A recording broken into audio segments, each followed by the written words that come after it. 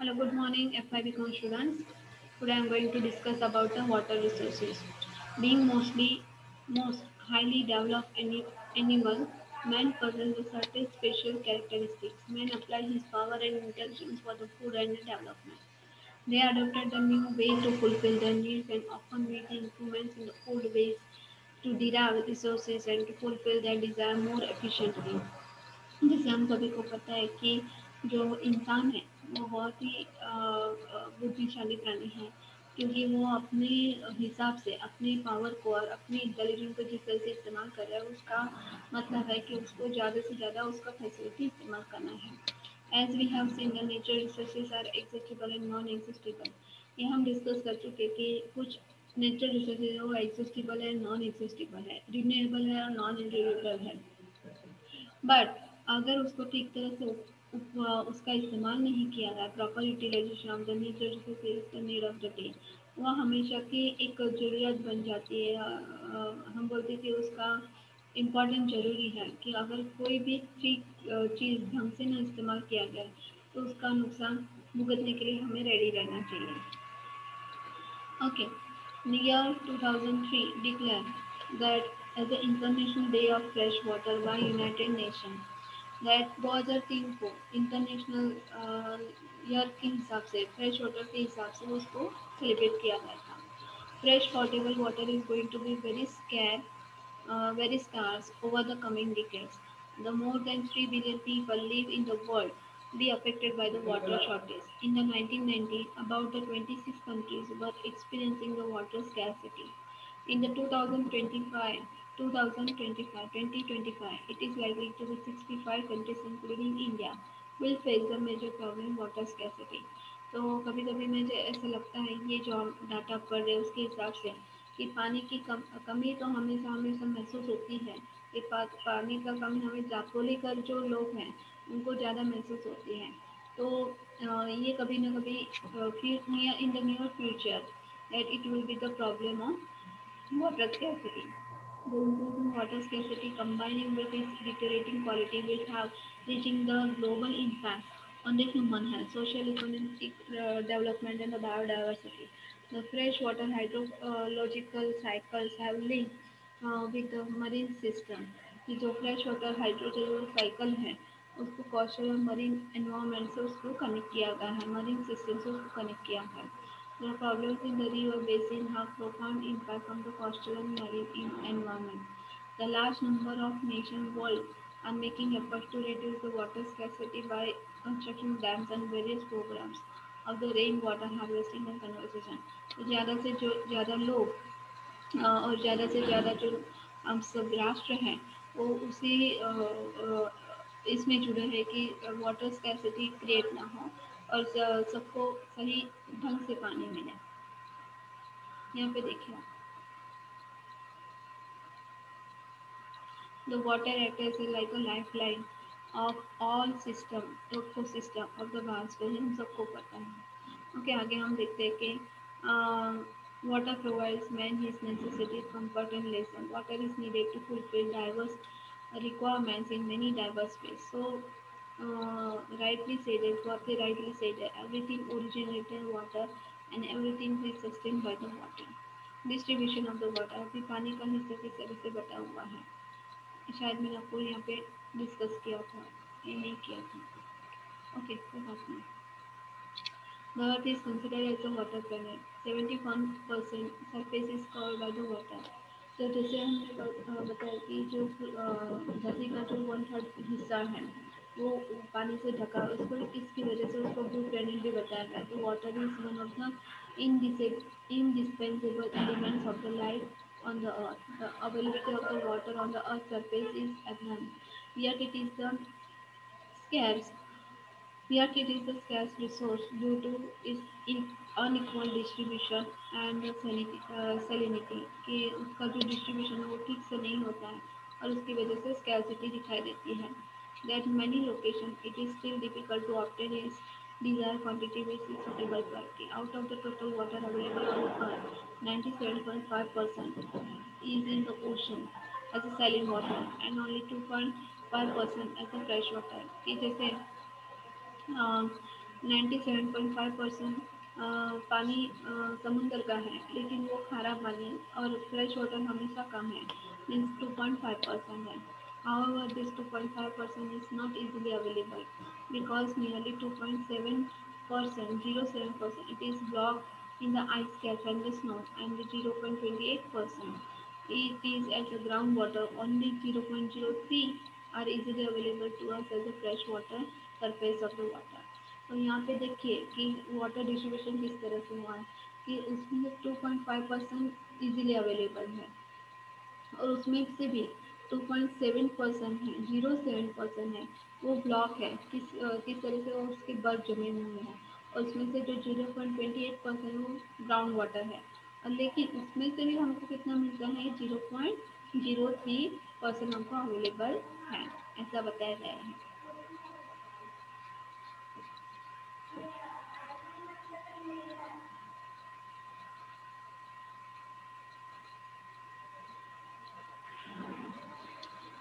Major water department. The distribution of water is often described in the terms of interacting compartment in which water resides for short or long time. तो जैसे पानी का हम हिस्सा बता हुआ है, तो हमें किस तरह से उसको हम क्या करते हैं कि वो शॉर्ट टर्म और लॉन्ग टर्म के लिए किस तरह से पानी का इस्तेमाल किया जाता है और किस उसका कंजर्वेशन किया जाता है, उस पर डिपेंड करता है.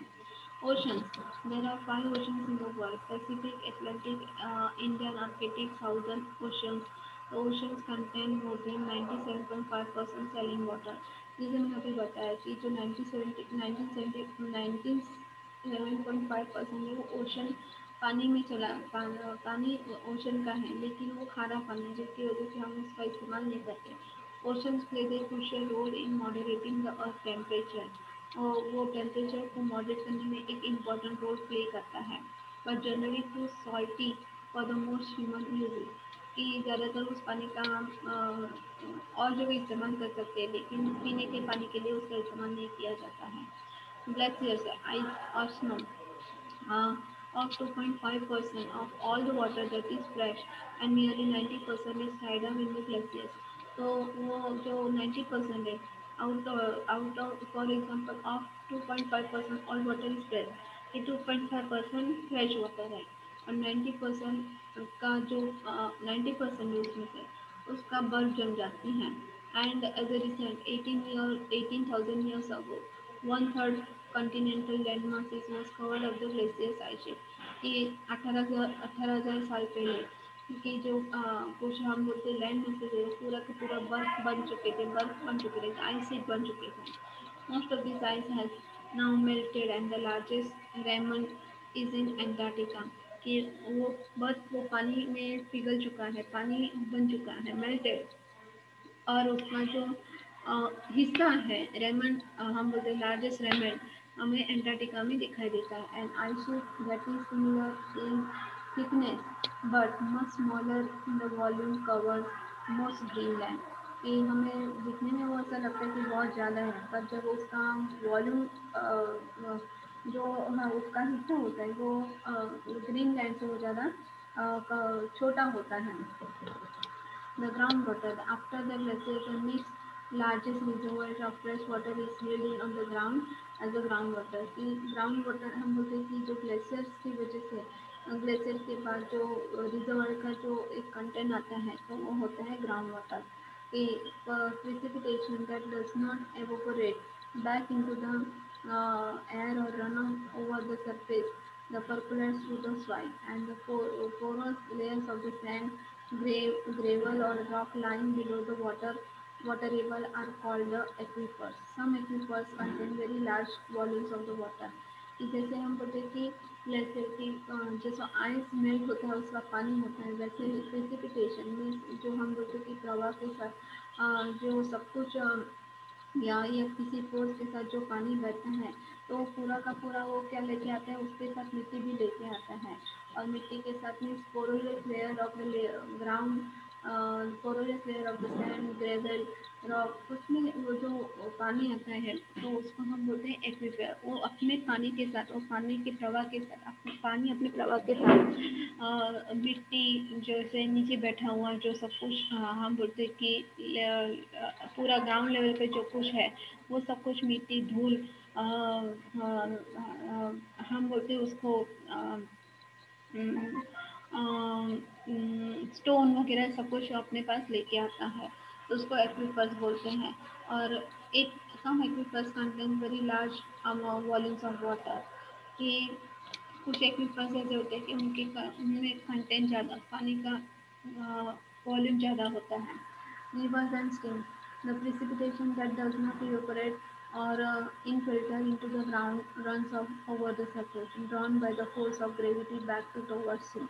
The river leads and accumulate to the form stream, and the stream join to the form river. The total amount of the water contained at one time, rivers and stream is small compared to the water reservoirs of the world.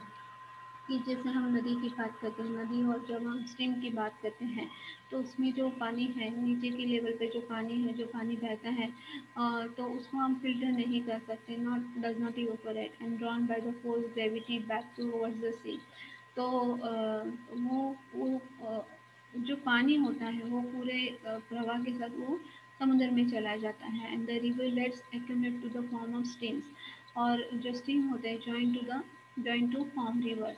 और ये जो रिवरलेट्स होता है वो stream को join करता है, और जो स्ट्रीम होता है वो रिवर को ज्वाइन करता है। So the total amount of the water content at any one time in the rivers and stream is small compare to the water reservoirs of the land. कि जो पानी का हिस्सा होता है, कि जैसे जमीन के नीचे जितना पानी होता है वो, हाँ, सॉरी, कि जो वर्ल्ड के रिजर्वेशन वाटर की रिजर्व्स की बात करते हैं तो वो स्ट्रीम और रिवर्स में उतना पानी कम होता है। These surface water are vitally important to the humans and most other organism. वो इंसान के लिए और अदर जो ऑर्गेनिज्म है उनके लिए ज़्यादा इम्पोर्टेंट है। The 16 largest river in the world carry nearly half of the surface runoff of the earth. तो दुनिया की भी 16 नदियाँ हैं, ओके। और ज़्यादातर हम बोलते हैं कि उसका जो पानी है वो उसका जो पानी है वो इस्तेमाल किया जाता है। The Amazon is the largest river in the world in the terms of volume of water flows in it. Then lakes and ponds. Ponds are generally considered to be the small temporary and permanent bodies of the water, shallow enough to rooted plants to grow over the most of the bottom। कि जो हम Pond's और lake की बात करते हैं तो वो एक टेम्परेरी बॉडी है, टेम्परेरी, स्मॉल टेम्परेरी और परमानेंट बॉडी है, वाटर रिजर्व कर रही है। Lakes are inland depression that hold standing fresh water year round. कि जो लेक्स की हम बात करते हैं तो वो साल भर तक पानी उसका फ्रेश होता है, आप इस्तेमाल कर सकते हैं। while lakes contain more than 100 times, while lakes more than 100 times are used, तो उसका पानी हम ज़्यादातर इस्तेमाल नहीं कर सकते। आगे का पॉइंट देखते हैं हम लोग।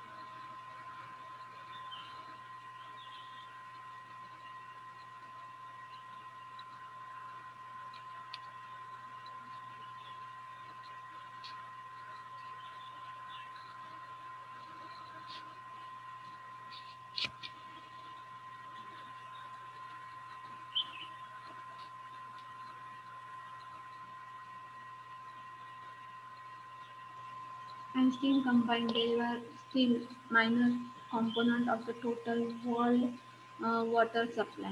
Their water is much more accessible than the groundwater other glacier। तो जब हम रिवर और सॉरी स्टीम और लेक्स की बात करते तो उसके हिसाब उसकी बात करते तो उसका पानी का जो वॉल्यूम होता है या जो उसका कंपोनेंट होता है, उसका जो सप्लाई होता है, ज़्यादातर उसका इस्तेमाल ground water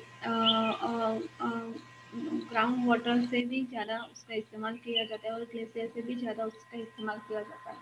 wetlands, that bogs, swamps, wet meadows and the marshes play the important or often unappreciated role in the hydrological cycle। जो bogs होता है, जैसे हम बोलते हैं कि भीगी जमीन, कि फॉर एग्जांपल swamps और wet meadows, एंड मार्शेस ये इम्पोर्टेंट रोल करते हैं क्योंकि उसमें पानी उस ज़मीन में पानी ज़्यादातर सोख लिया जाता है. Then lush plant growth stabilizes soil and holds back surface runoff and allowing time for infiltration into the aquifer and producing even the year-long stream flow. कि ये जो जगह से जो पानी बहता है तो वो पानी ज़्यादातर समंदर की और तो जाता ही लेकिन उसको पानी को थामने की एक उसका जो कोशिश रहता है क्योंकि उस जमीन में हम बोलते कि बहुत नीचे जैसे हम बोलते कि ऊंचा ऊंचा घास होता है या ऊंचे ऊंचे पेड़ होते हैं जैसे पानी तो कुछ जगह ऐसी होती है कि पिछले पिछले साल का सूर्य भी नहीं दिखा. बहुत बड़े बड़े ऊंचे ऊंचे जंगल होते हैं लेकिन नीचे जो जमीन है वो पूरा का पूरा वेट है. तो ये जो पानी का जो हम बोलते हैं कि प्रवाह होता है या जो नदी का जो प्रवाह होता है उसको रोकने के काम करता है और उसको रोकने के लिए काम करना है. Then atmosphere. The atmosphere among the smallest major water reservoirs. The Earth, in the terms of water volume, containing less than 0.001% of the total water supply, and individual water molecule reside in the atmosphere for the above 10 years on average, while water vapors makes up only 4% of the total volume of the air. तो जब हम water vapour की बात करते हैं तो उनका percentage बहुत ही कम होता है और यहाँ पे आपको देखो दिया गया है that they contain less than 0.0001% of total water supply.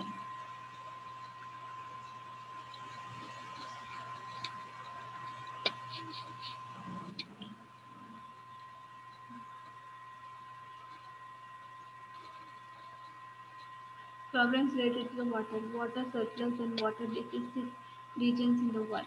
Clean fresh water is essential nearly every human individual. Perhaps more than any other environmental factor, the availability of water determines the location and activities of the human on the earth. तो हम इंसान पे निर्भर रहता है कि हम उसका किस तरह से इस्तेमाल कर रहे हैं. Renewable water supplies are made up in general of the surface run plus in the filtration into the accessible fresh water aquifers. जो एक्विफर्स होता है तो उसको फ्रेश वाटर में कैसे कन्वर्ट किया जाए उसका फिल्टरेशन कैसे किया जाए तो बहते पानी को उसको किस तरह से फिल्टरेशन किया जाए उसकी कोशिश जारी है. The fresh water is one of the most precious substance on the earth. ये टॉपिक ये पॉइंट बारी बारी यहाँ पे रिपीट हो रहा है.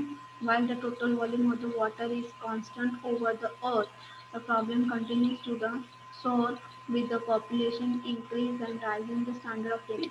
ये पानी का इस्तेमाल हम किस तरह से करते हैं तो वो तो पॉपुलेशन पे डिपेंड है और जैसे हमारी स्टैंडर्ड ऑफ लिविंग कैसी है उस पर डिपेंड करता है क्योंकि पानी की ज़रूरत हर एक इंसान को है हर एक ऑर्गेनिज्म को है.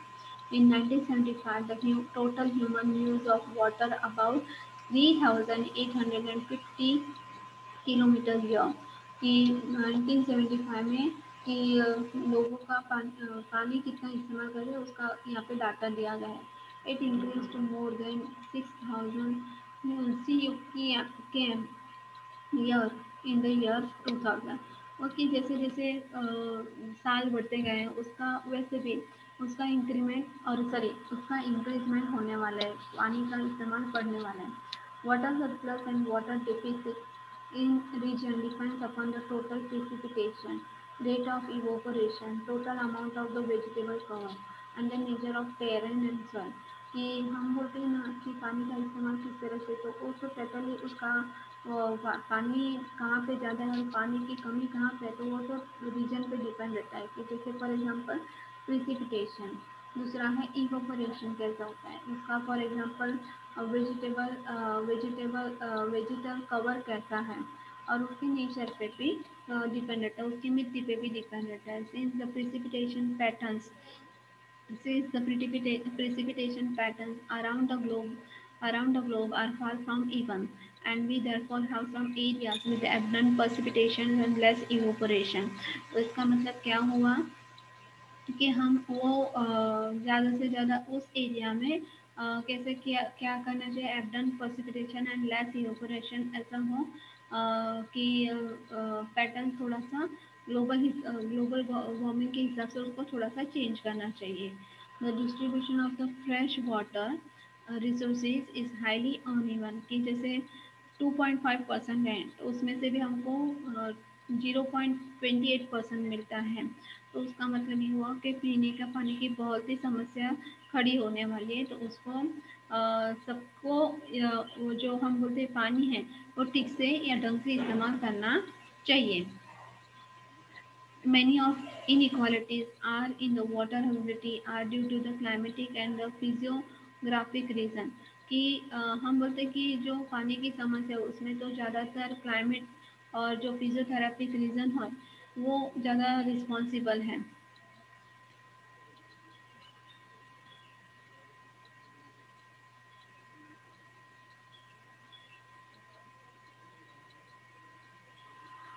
दूसरा है, आगे बढ़ते हैं.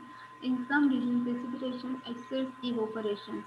तो कुछ रीजन में या कुछ प्रदेश में प्रेसिपिटेशन की वजह से इवोपरेशन ज़्यादा होता है. And this areas have surplus water. तो उसके हिसाब से यहाँ पे पानी ज़्यादा देखा जाता है. In some region precipitation is less than evaporation and this areas have the deficit water, कि प्रेसिपिटेशन कम होता है, इसके प्रेसिपिटेशन इवेपोरेशन से कम होता है. तो उसकी वजह से वहाँ पे पानी की कमी यहाँ पे दिखाई देती है. आगे का पॉइंट देखते हैं.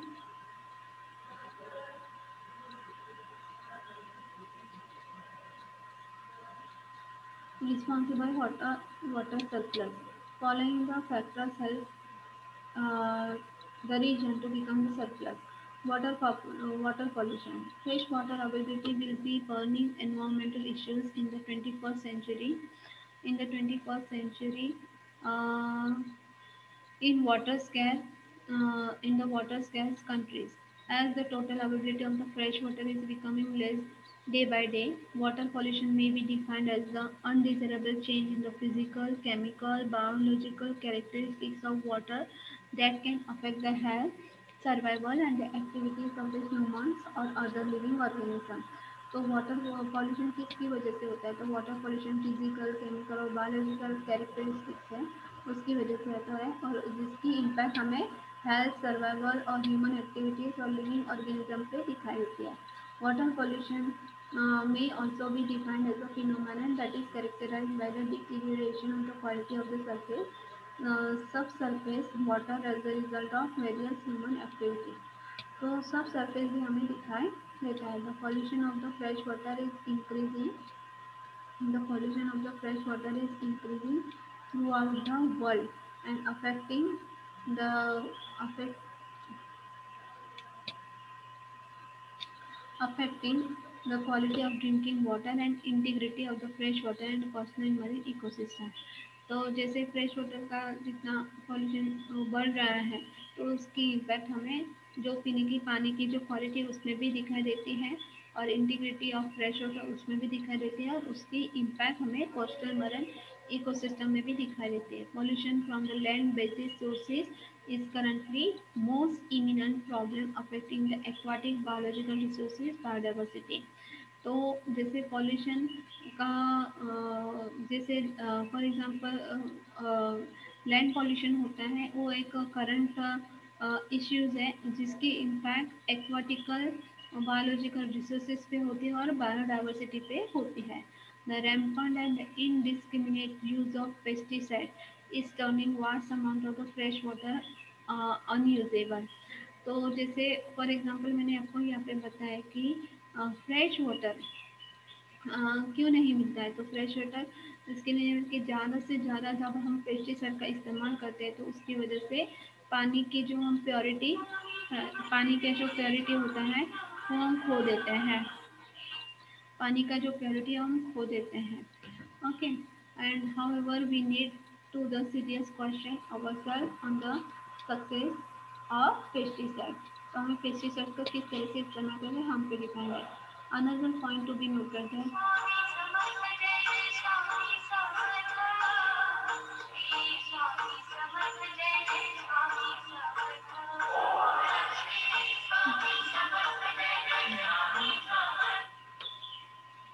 Another point to be noted, whatever the little amount of fresh water is available is also not a totally usable, as much it has been polluted by the man's activity in the urban as well as the rural area.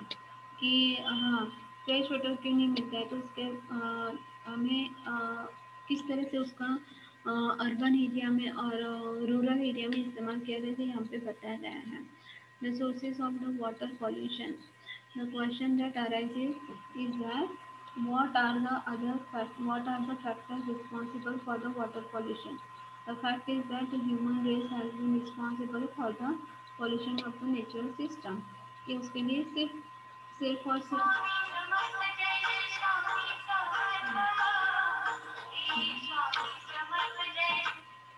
सिर्फ उसके लिए हम बोलते हैं कि उसके लिए सिर्फ हमारे ह्यूमन एक्टिविटीज रिस्पॉन्सिबल हैं. The point source of water pollution. They are easily identified as they have fixed location. They are generally the pipes discharging almost the fixed quantities of the sewage in industrial effluents, mainly noticed in the cities and the towns. कि जैसे हमें क्यों नहीं मिलता है fresh water, तो water pollution किस तरह से होता है, तो वो एक होता है उसका फिक्स लोकेशन होता है. फॉर एग्जांपल उसका जो हम बोलते हैं कि जो पाइप्स होता है, या फॉर एग्जांपल उसका हम बोलते हैं discharging almost fix quantities of the sewage, कि पानी का पाइप और जो सीवेज सिस्टम का जो पाइप होता है वो एक नज़दीक नदी को, या जो हम बोलते हैं इंडस्ट्रियल जो इन्फ्लुएंस है वो एक दूसरे पे डिपेंड करता है. जिससे पे डिपेंड करता है कि फॉर एग्जांपल अगर पाइप टूटा फूटा है तो वो पानी मिक्सअप होने की संभावना हो जाती है. Non point sources of the water pollution are diffuse sources. These are the runoff from the agriculture fields, grazing lands, mining areas, playgrounds, parks, trees, runoff. Okay, so जो बहता हुआ पानी, for example there are the runoff from the agriculture field, कि agriculture में सबसे ज़्यादा पानी इस्तेमाल किया जाता है. फिर ग्रेजिंग लैंड, कि वहाँ पे माइनिंग एरिया, प्लेग्राउंड है पार्क में, ये सब जगह हमें non point sources of water पर इसमें ज़्यादा से ज़्यादा पानी का पॉल्यूशन होता है. All this point non point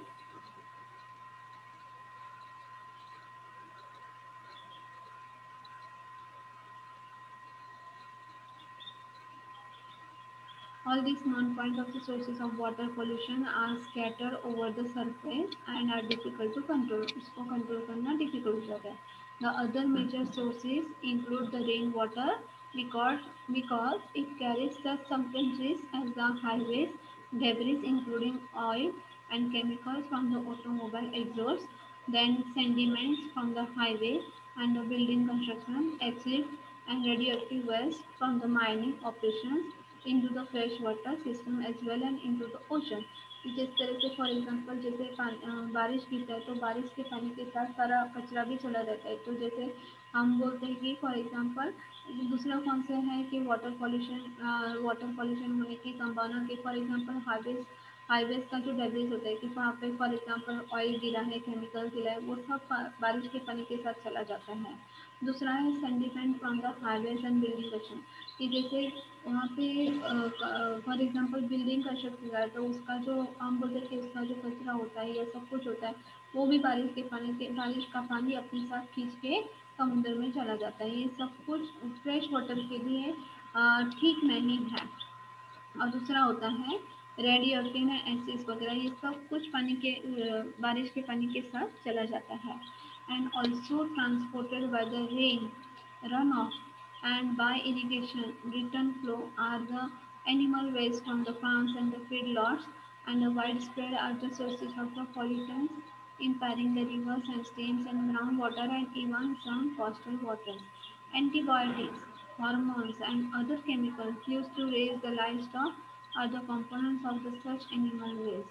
Pesticides and fertilizers and residues from the farms also contribute to the water pollution by rain drainage. कि दूसरा होता है कि जो बारिश के पानी के साथ कौन सा पानी की, जैसे हम बोलते हैं एग्रीकल्चर या हम बोलते इरीगेशन, या जो हम बोलते इरीगेशन यहाँ पे किया जाता है, तो जो उसके साथ जो एनिमल वेस्ट होता है, डंग्स वगैरह होता है, वो भी उसके साथ बह जाता है। दूसरा होता है कि रिवर्स और स्ट्रीम्स और ग्राउंड वाटर ये पूरा का पूरा पानी बारिश के पानी में से घुल जाता है। उसकी वजह से ज़्यादातर वाटर पॉल्यूशन की संभावना बढ़ जाती है। ये आप यहाँ पे देख सकते हैं। It is easy to control and point sources of water pollution by operating treatment plants, but it's practically impossible to control non-point sources. अभी practically impossible है उसको non-point sources को उसको control करना। बाकी में उसको देखा जाए तो control हम उसको कर सकते हैं।